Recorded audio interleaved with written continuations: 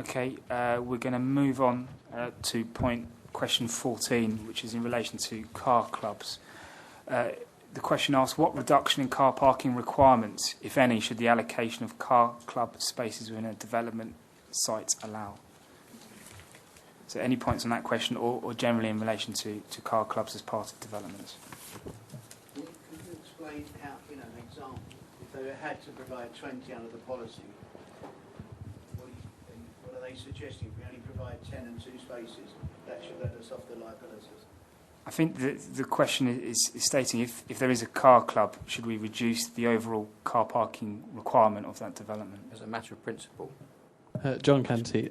My comment is that there shouldn't be a requirement for car parking, so therefore there shouldn't be a requirement to offset the car parking with car clubs.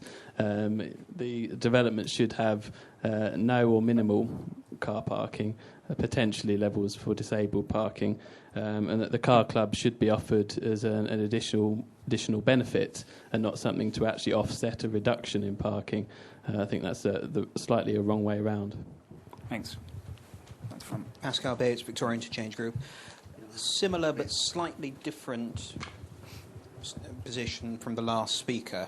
I think this comes back to question 11, which is whether the council's policy is to have parking with new residential developments or to not have parking with new residential developments, or, as I postulated earlier, to say to developers, you can have one or the other, but you can't have both.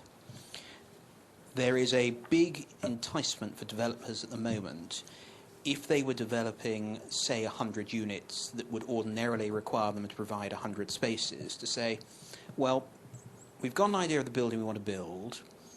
We can just about squeeze out about 10 spaces. They're never going to buy that down at City Hall as sufficient spaces for 100 units.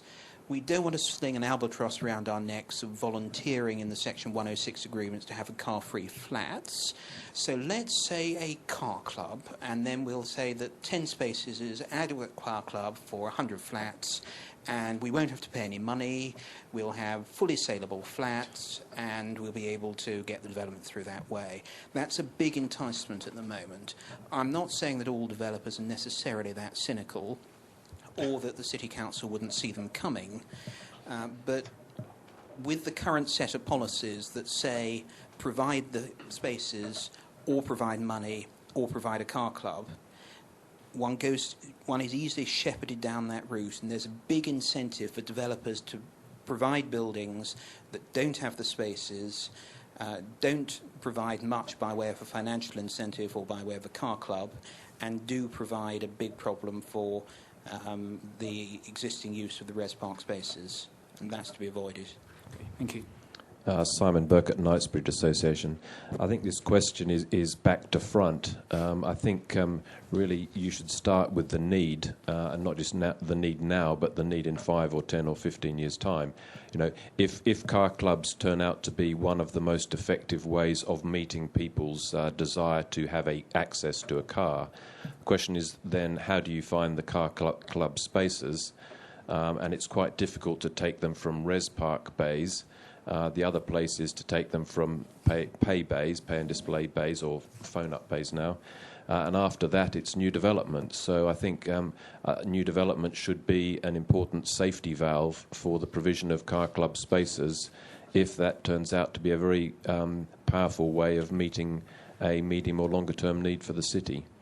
Thank you. Mr. Zammit. The car, it's a bit complicated. I take it these car bays are run by a recognised company, not the management company, unless it was a huge development. And are they only open to the people who live in that development? Because you would imagine they're downstairs, but there could be some on the, open area, the access to the public, so you have to look at that. And that the car clubs may prove popular, but in my area there's been no consultation where they're going. They tell you where they're going, and you can object after 6 months or 18 months. And they haven't taken up res bays, but they've taken up valuable parking bays, and businesses have suffered in the area as a result because there's less parking available for their normal shoppers, but this could change over the years. But one interesting thing, I think, I talked about how policy doesn't link up with practicality of planning permissions. The other thing I find, when you give a permission of a car spaces to be used only by flat owners, there's loads of cases where people don't want the car space, so they rent the space out to people who commute in, polluting the area, etc. And, you know, the council, when they set some of these conditions, it can only be used, and it could happen here. That's why I'm bringing it up.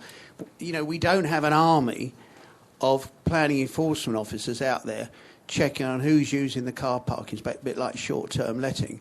And how do we know that they get away with the number of spaces, provide these bays, and how do we know in 10 years they're actually using them as car club spaces and they're not just parking a couple of cars there and everyone's happy with it in the development? They use it as 2 spaces if friends come or they use it.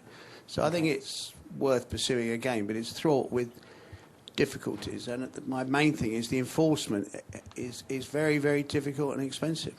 Okay, thank you. David Hartstead, Davies Cleave. I think that a lot of the increase in the number of residential units within Westminster is going to be, to a certain extent, new people moving in. In my experience, developers are fully willing to sell developments with no car parking and sign up to that. That these residential units will be sold on the understanding that there is no car parking for that development. Looking at the site size, it's going to be, as the example put forward by Mr. Bates, was that if there's 100 units being built, the likelihood is on that site there's not going to be room for 100 spaces, and probably only likely room for about 10. And I think that there's some studies that could be undertaken to prove the extent to which car clubs can replace a car parking standard at 1 unit per space. Okay, thank you. Gentleman at the front, Roger. Simon Bainham, Westminster Property Association. My recollection is that it was at the 2000 census, I can't remember what year it was, but at the top of the list of areas that of the lowest car owning, I think was Glasgow Central, closely followed by some areas in Westminster, for completely different reasons.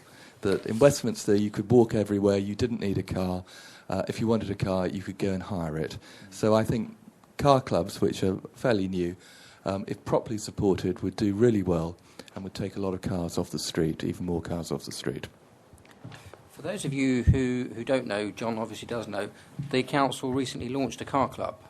And, I mean, there are a number of operators in the city, and they have been around for 5 or 6 years now. But we currently have 100 spaces on street, and we aspire to go up to 400 spaces. And, I mean, the council has not gone into the car club business. We're using one of the operators under the Westminster brand. And that's proving thus far to be pretty successful, and we're certainly attracting a good number of members.